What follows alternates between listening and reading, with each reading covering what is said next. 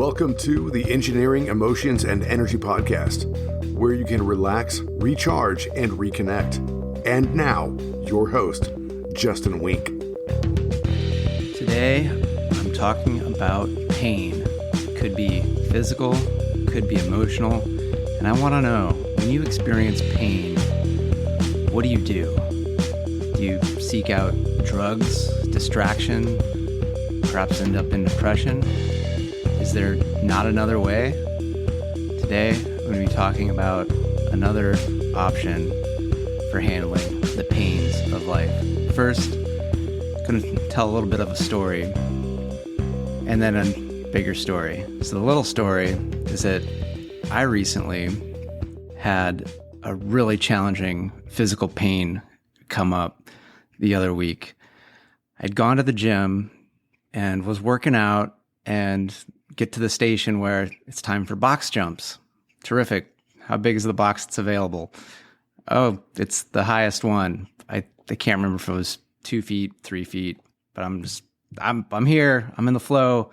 I'm going for it. And I think I was about the 8th box jump. I am getting both of my feet on top of this big giant box. I feel this sharp pain in my back. I'm like, oh shit, I just pulled a muscle in my back. And if you haven't pulled a muscle in the back or had back issues before, it's just one of those where you just don't want to move. You kind of want to not do anything. Me being stubborn, I continued the workout. I was much, much slower and doing practically zero weight on anything, yet I still kept doing it.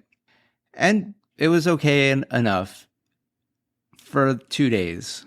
And then I woke up on Wednesday and I was like, I think I'm doing really well. Time to do some laundry. So I put my clothes into the basket. And as I'm going to pick up the basket, zoom, there is an even worse pain in that exact same area of my right middle back where I had the initial pull. It was excruciating and I was not having a good time. Now in the past, I would have been like, all right, let me get some Advil. Maybe let me make an appointment for a doctor to get seen by this. And maybe I can get some, really good pain medicine. And that's not the option I went this time. I'll tell you about the option after now another story. So I don't exactly know when this story occurred. It was probably 3, 4, maybe even 5 decades ago. But it takes place on one of the islands of Hawaii, where if you've been to Hawaii or seen the pictures, it's just very picturesque, tropical, with gorgeous trees, water flowing everywhere, amazing birds and other wildlife, and just magical clouds and the way the sun can hit things. It's just gorgeous. That's why people love to go there year after year after year. Yet, Hawaii, like any place, has cities, has civilizations, and with that, there ends up being issues, challenges, and people that maybe are not fitting in well with regular society. And so there ends up being, in Hawaii, as in most places, there ends up being places for the criminally insane. And this is a place where criminals go that they just can't handle being in general population or maybe even special parts of regular prisons. So they need to go to this special facility for the criminally insane. And also there ends up being people that maybe they haven't committed a crime, but their condition is just so extreme, so challenging that they need to go to someplace, the exact same place. So basically the most challenging to deal with from the staffing standpoint. And so this Institute for the Criminally Insane, it's such a juxtaposition from these people, that are having a really challenging time, controlling behaviors, controlling maybe what they say. And so the people that were working here had a really hard time being in this environment because you go into this prison-like area with these challenging people, and then you leave and it's beautiful. It's just, how can your mind, how can your body process that difference from, almost basically being in a hell-like environment to a heaven on earth type environment? And knowing that just between inside and outside, that's all that's different. So this facility experienced lots and lots of turnover. where it was really hard to keep just about anyone working there until this one gentleman started working there. And he was like, I'll work there, but you got to let me do it the way I want to do it. And you can't ask me any questions. You just got to let me do what I'm going to do. And they were just desperate. They're like, all right, fine. You can do whatever you want to do. You can work here, do what you want. We're at our wits' ends. Fine, do your thing. So he's doing his thing. And like after a year, things have been getting better and better. Like there's not as much turnover. The incidences of maybe violence or stressful situations with patients, inmates, whatever they're called there, are reducing. Things are improving. And they're like, what is it you're doing? And he's like, I'm not going to tell you, because if I tell you what I'm doing, you're going to have me out of here. Are you happy with the results? Then they're like, yeah, we love the results. All right, leave me the hell alone. He continues doing his thing, year in, year out. And after 4 years, they basically end up closing this facility or this wing of this facility because everyone that was there ended up being so much better that they were able to either, if they were a prisoner, go back to a regular prison. If they were not a prisoner, they were just a really challenging case mental health wise, they were released back out into the public, able to do what they needed to do. He ended up publishing his results because now he's had 4 years, undeniable results. You might be wondering like, well, what is it? What did this guy do that had such amazing, stunning results? And what he did was he was using this traditional Hawaiian practice for reconciliation and forgiveness called Ho'oponopono. You're like, what is Ho'oponopono? Ho'oponopono it's 4 very simple phrases. And you might be wondering, like, so he had to teach all these other people and staff and this Ho'oponopono technique? No, he didn't even have to do that. All he did was he would just go through each of the case files and he would practice the Ho'oponopono because, he'd probably read a history of somebody that did maybe something horrible or has had, horrible tragedies happen to them and all of their challenges. And when we really sit with our own experience, whenever we read or we experience somebody else's experience, we'll notice that we have thoughts, we have feelings, we have challenges. And part of Ho'oponopono is it's about taking 100% responsibility for our experience and recognizing whatever happens in our life. We're talking about adults here. Children, it's a little different thing. So talking about adults, that you're 100% responsible for bringing that, allowing that into your life. And you might be going like, yeah, but Justin, like, you don't get it. Like, I don't have this, or I don't have that, or so-and-so made me do this, or so-and-so made me do that. You can say that, you can believe that, because it's just a belief that it happened to you. I'll ask you, how's that been working out? Has that been getting better? Or you can shift and go, what part do I play in this? If you shift to, I'm 100% responsible for what happens in my life, then the question becomes like, well, what can I do to improve that? What's happened has happened. What's coming to me is coming to me. What can I do? And Ho'oponopono says, well, what you can do is you can clear anything related to this, even though maybe it's somebody else has the problem. When we become aware of it, we're all interconnected. Someone else's experience is effectively my experience. And when I experience your experience, when you share it to me, or I learn of it, or I have feelings about it, that is now my experience. And now that is my responsibility on how do I best handle and heal anything that might have to do with that. You might be asking like, okay, what are the words? How do you do it? It's so simple. It's as simple as it is powerful. And I'll tell you the 4 phrases, and then I'll explain a little bit what they mean, because you might be like, well, that's fucking ridiculous. I don't want to say that. Why do I have to say that? So the 4 phrases are, I'm sorry, I love you, please forgive me, I thank you. And you might be saying like, well, someone else did something awful. Why am I apologizing to them? It's not to them. The apology and all of these are to something greater than yourself. So this could just be like the highest aspect of yourself. It could be a God, it could be source, could be the universe, just something other than where you're coming from right here and now. You're not necessarily apologizing for something that maybe you did that, would be a quote unquote wrong that you need to apologize, make amends for. In some ways, it's an apology for not being aware fully of what was going on, what was happening, what brought us to this. I'm sorry. for not having known. And please forgive me. Hold no more anger, negative charge towards me for basically this ignorance. I love you for now letting me become aware, and I thank you for it. I thank you for this education, this ability to expand my perspective and to allow it to pass and to let go and to be cleared. So that's really all it's about. And it's short formed. The 4 simple phrases again: I'm sorry, I love you, please forgive me, I thank you.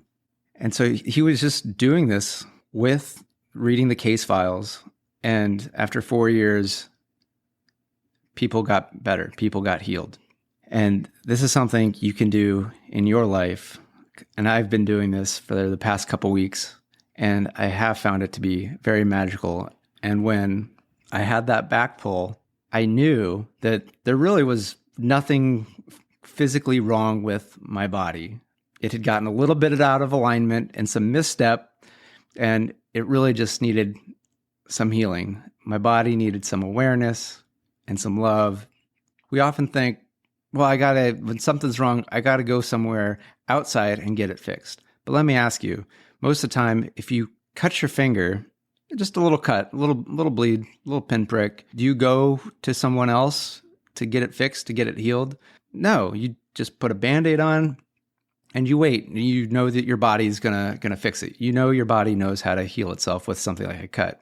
Based on that, if you start to pay really close attention to most of the diseases that are out there and what they are called and where the name comes from, you'll notice that the names are just basically fancy names for the symptom that is occurring. It's nothing but a bunch of Latin and complex words to basically describe in a medical sounding way of the symptoms that are being experienced. It doesn't really speak too much to what is the cause. And the treatments don't really get to the cause of much of any of these things. They treat symptoms for the most part.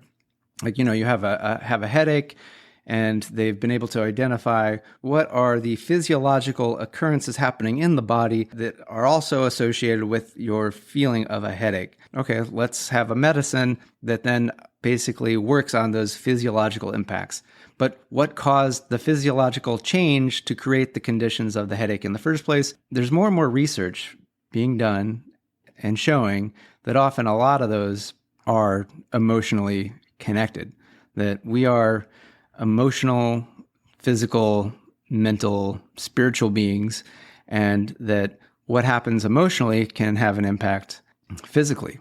If you want to work with some of your physical pains, now again, like if you had a very severe cut, a broken bone, absolutely go to a doctor. I am not a medical professional. None of this is medical advice. It is always really good to consult with doctors, medical professions. They have a phenomenal place. I'm a big fan of science and other techniques. Why do we have to limit it to one or the other? So this is just more tools in your toolbox, in addition to maybe all the tools that you've been using your entire life. When I had that really awful, horrible back pain that got exacerbated just by moving my laundry basket, my 2-pound laundry basket, instead of going for drugs or for distraction, I was curled up into a ball or doing weird stretches and putting my hands to that spot on my back and repeating the Ho'oponopono phrases over and over. And I probably must have that day probably done hours and hours of it, of just, I'm sorry, I love you, please forgive me, I thank you. I'm sorry, I love you, please forgive me, I thank you. Even though it took hours, I could start to notice shifts of muscles in my body, of kind of like realigning or letting go or allowing for, nutrients or whatever. Things were started to move. I'll be honest with you. I've spent most of my life ignoring my body or making my body my enemy. Just like, body, you better do this, or I'm just not even going to pay attention to you. I got things to do, just get in line. So to ask for forgiveness and be sorry to my body in some ways and wherever my body ultimately came from, and to, have love and thanks that now I'm aware and can start to care for my body in a more aligned, healthier way. And so the next day, I had basically no pain in my back. I was effectively pain-free. Were there still some residual knots and tightness and things like that? And I, went and got that taken care of? Absolutely. But I didn't need any drugs. I didn't need any, horrible ways to distract myself from the horrible, horrible pain. And I wasn't, having pain for weeks on end that I'm just like feeling hopeless. Some questions you might ask, it's like, well, do I have to get the words in the right order? Nope. You can kind of interchange the phrasing. There's lots of videos on YouTube where, you can listen to that, go along with it. I recently did my Tuesday 20. So if you want to hear me do 108 Ho'oponopono rounds, go to my YouTube channel, Justin Wink, Ph.D. It'll be the one that was recorded on, I think June 1st. It was June 1st, or maybe it was May 31st. One of those. So that one, it also has Ho'oponopono in the title. So if you want to do it with me, go check that out. And it works for things happening that are stressful in real life. So like, especially while driving, someone cuts me off. I say those 4 phrases. At the very least, if you don't even want to believe, and you don't necessarily even have to, that there's something greater than yourself, just knowing your thoughts and your regular thought patterns, and that this is effectively saying, I'm not going to focus on my old thought patterns. I'm going to focus on this thought pattern of love and thanks and forgiveness and apologies. Don't you think you're going to feel so much better and enjoying life so much more if those are your thought patterns during times of stress and pain? Do encourage you, give it a shot, try it out. Let me know how it's working for you. Whenever there's something of pain or frustration, I'm sorry. I love you. Please forgive me. I thank you. And with that, I do really thank you, and take care and good day. If you want to contact the show, email me at podcast@justinwink.com. That's Justin, WENCK. And find me on social media, Justin Wink, Ph.D. on Facebook, Instagram, LinkedIn, TikTok, and YouTube. And if you want ways so that you can relax, recharge, and reconnect, find the Tuesday 20 every Tuesday at 12:05 p.m. Pacific. It's only 20 minutes, and it's going to get you relaxed, recharged, and reconnected. It's on YouTube, and it's on Facebook. So looking forward to seeing you there.